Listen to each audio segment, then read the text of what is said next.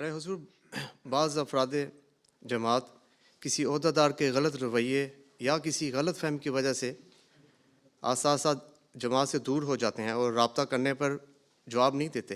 ان کو دوبارہ نظام سے جوڑنے کے لیے کیا احتیاط کرنا چاہیے؟ پہلی بات عہدیداروں کی اصلاح ہے.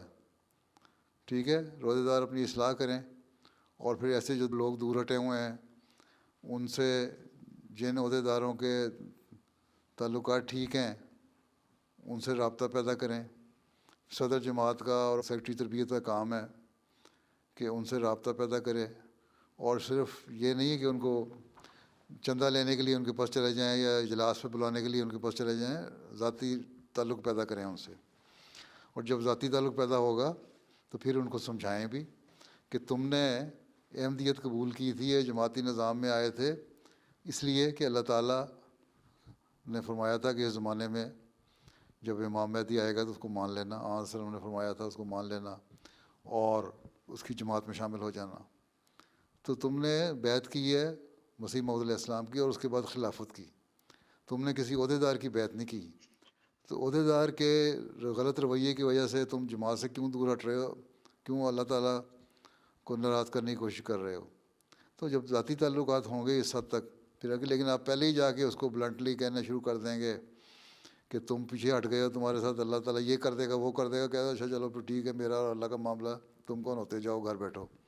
تو اصل چیز یہی ہے کہ اگر یہ پتہ لگے کہ عہدیداروں کی وجہ سے ہے تو پھر عہدیداروں کا بھی کام ہے کہ اپنی اصلاح کریں، اور عہدیدار ان کی اصلاح کے لیے کوشش کریں، چاہے خود رابطہ کر کے کوشش کریں یا کسی ایسے شخص کے ذریعے سے جن سے ان کے اچھے تعلقات ہیں اس کے ذریعے سے اس کو سمجھانے کی کوشش کریں کہ جماعت سے دور ہٹنے کی کوئی دلیل نہیں ہے. اگر تمہیں ناراضگی ہے تو عہدیدار سے ہے، نہ کہ جماعت سے.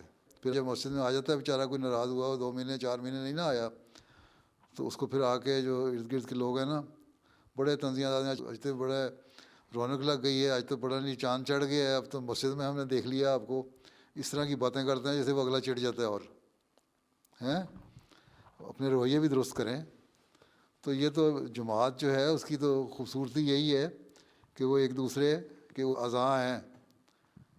اگر یہ احساس پیدا ہو جائے کہ ایک اس میں جب تکلیف ہوتی ہے تو دوسرے سارے جسم پہ اس کا اثر ہوتا ہے، تو اگر یہ سوچ پیدا کریں گے تو وہ ہو جائے گا. نہ یہ کہ اگر کسی کی اصلاح ہو گئی ہے، آ گیا ہے، یا کسی کے سمجھانے پہ آ گیا ہے تو اس کو اتنا طنز کریں اور اس کو ایسی نظروں سے دیکھیں کہ وہ اگلا دن بیچارہ دوبارہ دوڑ جائے، اگلا جمعہ ہی نہ پڑے وہ. پھر یہ رویے ٹھیک کرنے پڑیں گے آپ کو، اور یہ روح پیدا کریں کہ ہم نے آپس میں بھائی بھائی بن کے رہنا ہے.